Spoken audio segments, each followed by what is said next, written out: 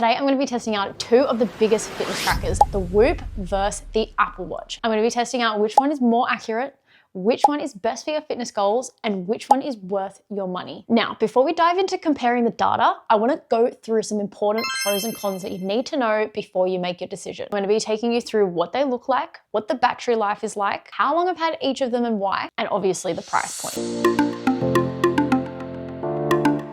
So let's go through what they look like. As you can see in real time, this is how they look next to each other, side by side.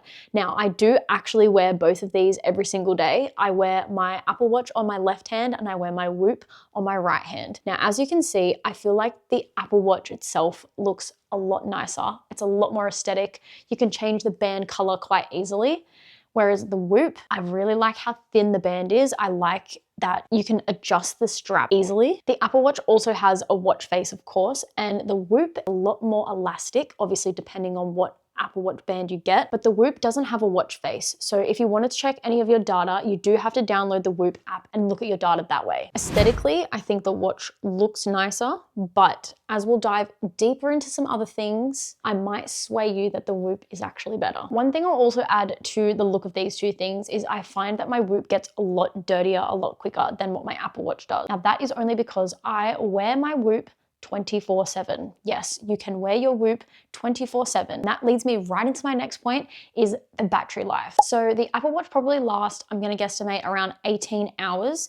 If you're using it at full capacity, you're going to need to charge it every night, just like you would with your mobile phone. And to be honest, that's not a bad thing. I think it is very good to keep in the routine of actually charging it every night, making sure it's fully charged and you are using it to its full potential. However, the downside of that is obviously if you're trying to track your sleep, the Apple Watch probably isn't going to do that for you unless you're doing it in reverse, unless you're literally wearing your watch all night and then you're not wearing it during the day, or if you're happy for it to die during the day or you need to quickly pop it on the charger for a little bit more of a zap, then the Apple Watch probably isn't best to track your sleep, but I still do like it for activity. Now, when we're talking about the Whoop lasts for 4 to 5 days battery life.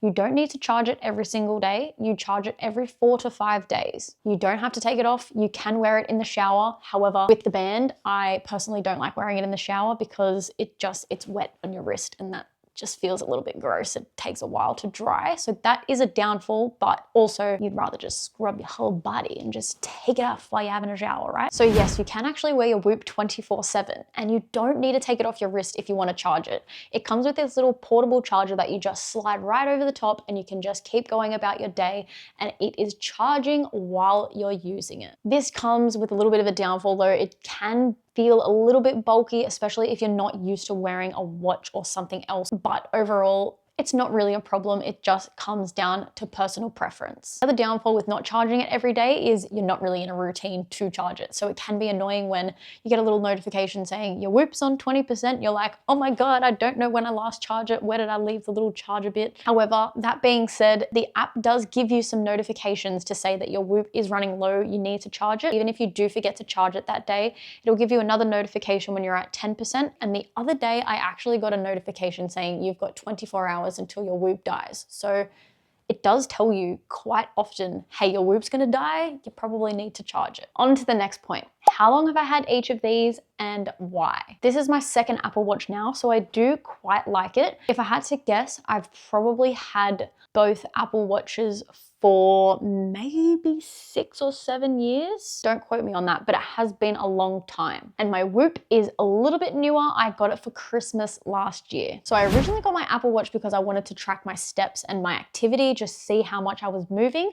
And I also knew that it had a stand goal. So that means you have to stand for a minute every hour for 12 hours to ensure that you've stood up for an amount of time. Basically, if you've been sitting for too long, it'll tell you to stand up and do some movement. So I really liked that feature because I was working in an office job from 9 to 5 at the time when I first got my Apple Watch. And I also really loved the idea of like your text messages popping up on your phone if your phone wasn't in like the vicinity or nearby. But let's be honest, my phone is always close by. Now, the Whoop has a little bit more of a deeper why I got it. So I did get it as a Christmas present last year, but if you didn't know, I was going through a few health issues at the back end of last year and I didn't really know what was going on. I was having severe headaches and they kind of came out of nowhere. I was having neck pain and all of this kind of stuff. I was going to the doctors, getting blood tests, getting brain scans, and I just had no idea what was going on. So you're probably thinking, why the heck did you get a Whoop? Why didn't you just keep going to the doctor and see what the issue was? I did. I kept going to the doctor.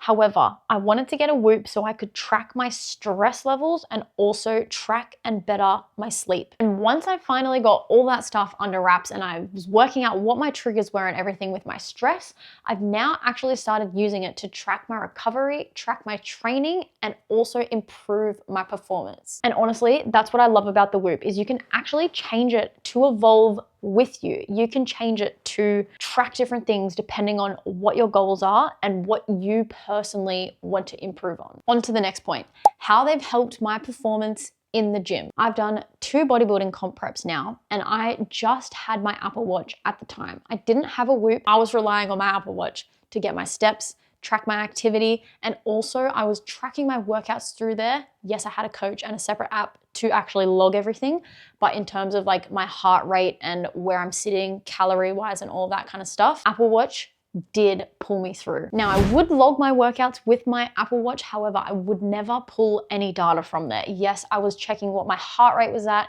Yes, I was kind of checking what my active calories were and how long I was training for.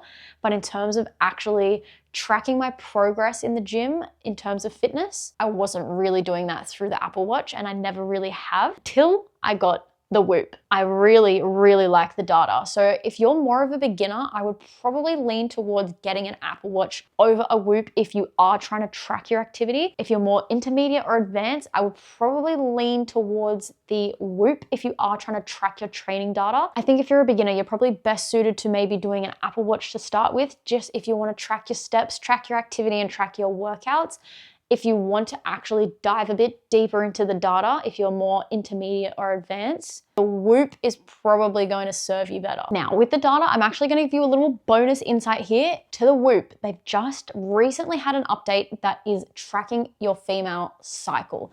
Now, this has actually helped me for 2 reasons. 1, it shows you what phase of your cycle you're in, and this can determine your peak performance periods, which is awesome.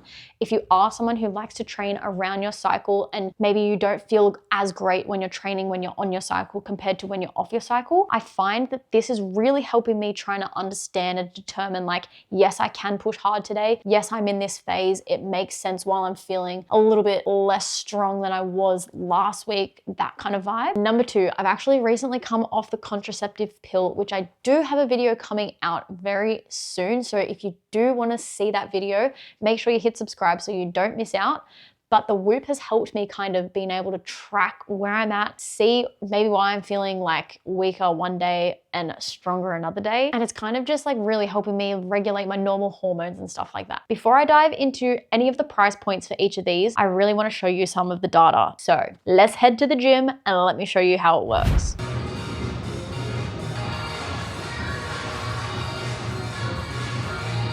Heart rate before, pretty similar.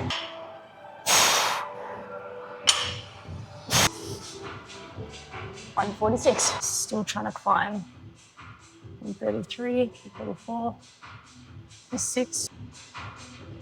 I think they're roughly the same. I just think the Apple Watch is probably a little bit more accurate. The Whoop seems to take a little bit longer to measure my heart rate, but they get to the same.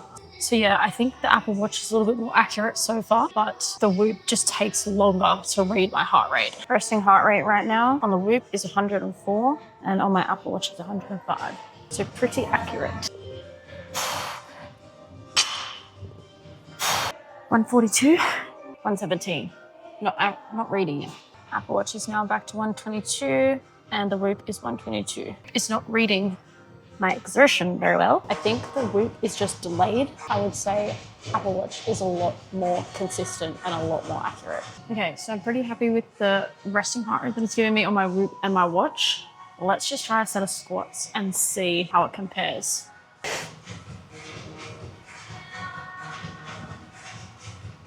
$151, 157. Pretty accurate. That's measuring my heart rate a lot better than it was with my deadlifts. Well, it could be an exercise thing too. Don't know. Bit weird. Shouldn't be. I also tested out how it works when you're walking. So walking on a treadmill versus walking outside. So let's go take a look and see how they compare. So when we're looking at our weightlifting, you can see on the Whoop what zone I'm working in at the most. And that is really helpful for performance, especially if you are in a comp prep or you are in a really hard cutting phase. You can actually see if your coach has prescribed you which zone to work in. This is a really easy way to see that. You can also see the key stats at the bottom. You can see your calories, average heart rate. You can also see what your max heart rate was and the duration of your training. Now, just basically looking at some step data. So you can see that on the treadmill for 10 minutes, I did 690 steps, which is fine.